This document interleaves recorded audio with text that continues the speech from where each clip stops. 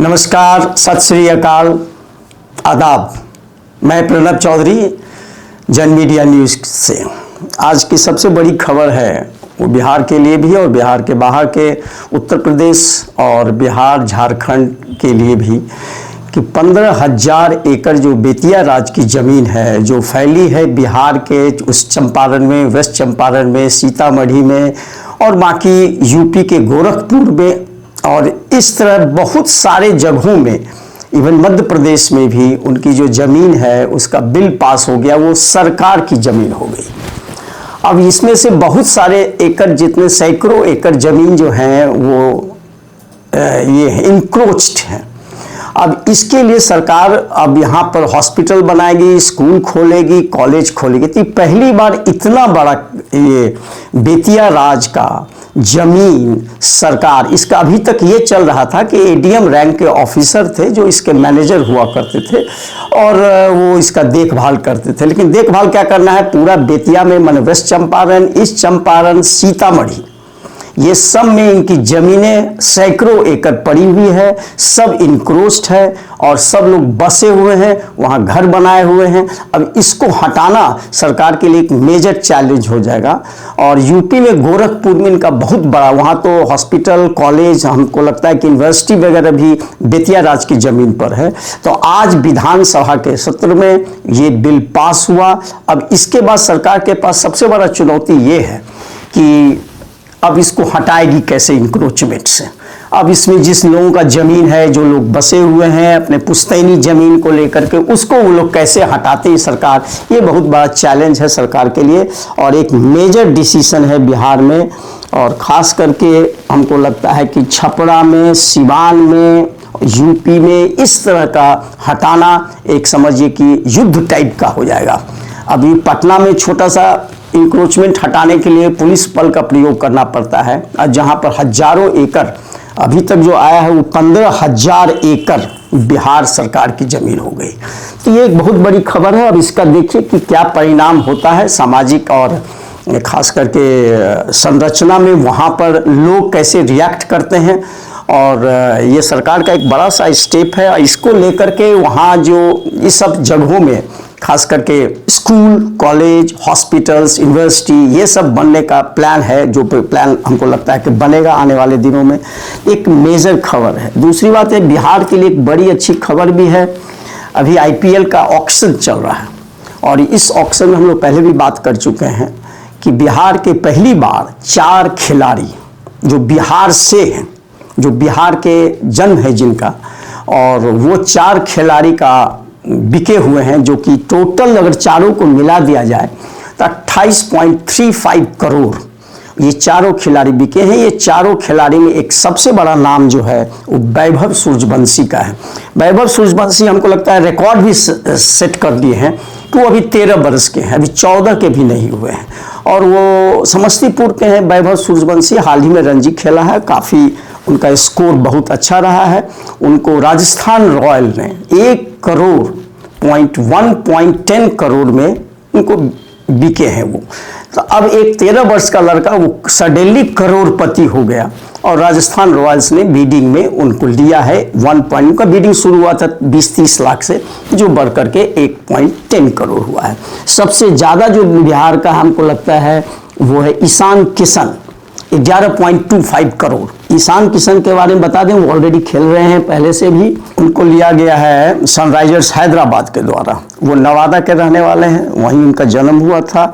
उसके बाद मुकेश हैं जो कि गोपालगंज से हैं और वो दिल्ली कैपिटल्स के लिए हैं। 8 करोड़ उनका हुआ है, बिके हैं 8 करोड़ में। और आकाशदीप जो है वो भी 8 करोड़ में लखनऊ सुपर जायंट्स रोहतास के रहने वाले हैं। तो बेसिकली ये कहना है कि बिहार में एक नया जनरेशन उभर के आ रहा है और इस बार 24 में जो ऑक्शन हुआ है आईपीएल के 25 के लिए, उसमें इन लोगों की भागीदारी हर जगह, माना 4 अगर एक साथ आए हैं तो इससे समझ लिए कि क्रिकेट का क्या लगाव है बिहार के बच्चों में और खास करके नए जनरेशन के बच्चों को इससे प्रेरणा मिलेगी। और सोच लीजिए कि 13 वर्ष का वो लड़का जिसके फादर ही उसके कोच थे और इनफैक्ट फादर ही उसको सिखाते थे, और सीखते सीखते लड़का भी 14 वर्ष का नहीं हुआ है और वो करोड़पति हो गया। उसका परफॉर्मेंस देखना है, खास करके परफॉर्मेंस आईपीएल में जो होगा तो हमको लगता है कि उसके बेसिस पर ही वनडे और T20 और बाकी जगहों में उनको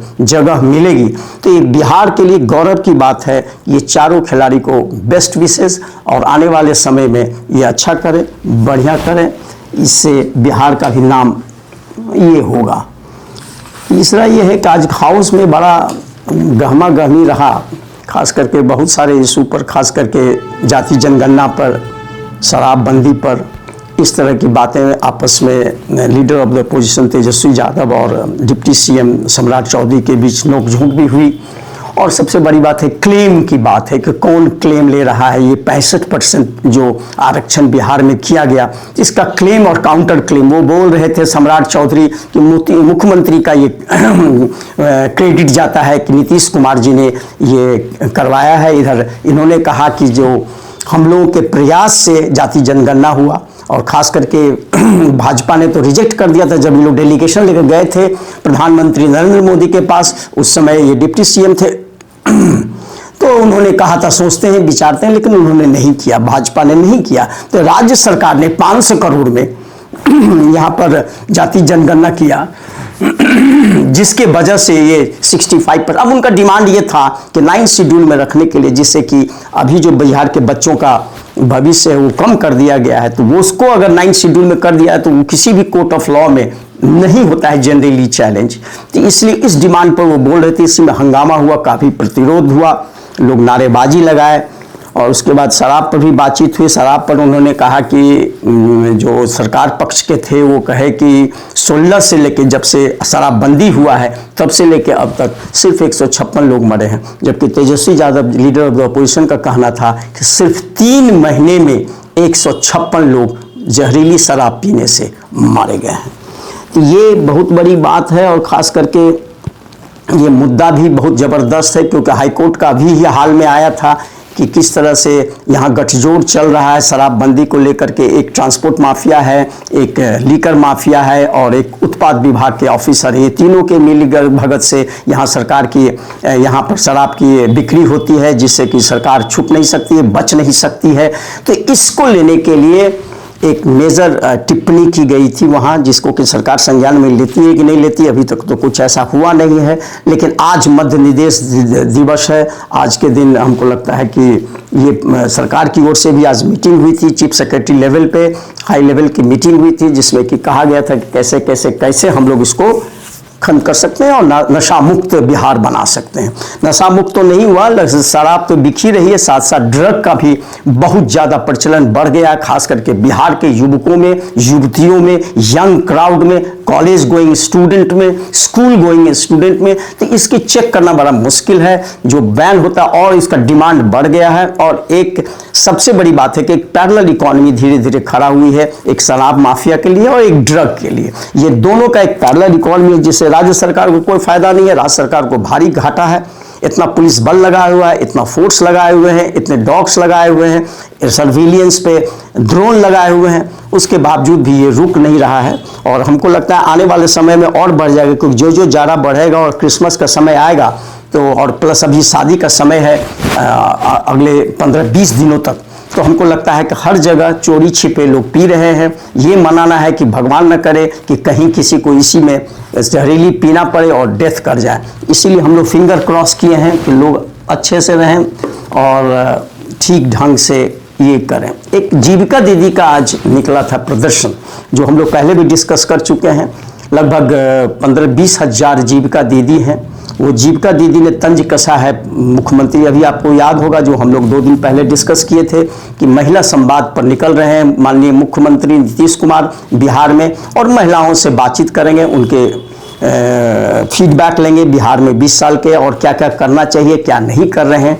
इस पर कैबिनेट ने 225 करोड़ रुपए खर्च करने का आवंटन किया है कि इस पर ये खड़ा होगा, और उसमें प्रभारी मंत्री जाएंगे, हर जिला में जाएंगे, हर जगह पंचायत में, ब्लॉक में, जहां तक हो सकेगा वो मैक्सिमम, क्योंकि ये चुनाव का एक बिगुल बजेगा इस मीटिंग के बाद। अगले साल से हमको लगता है जाएंगे।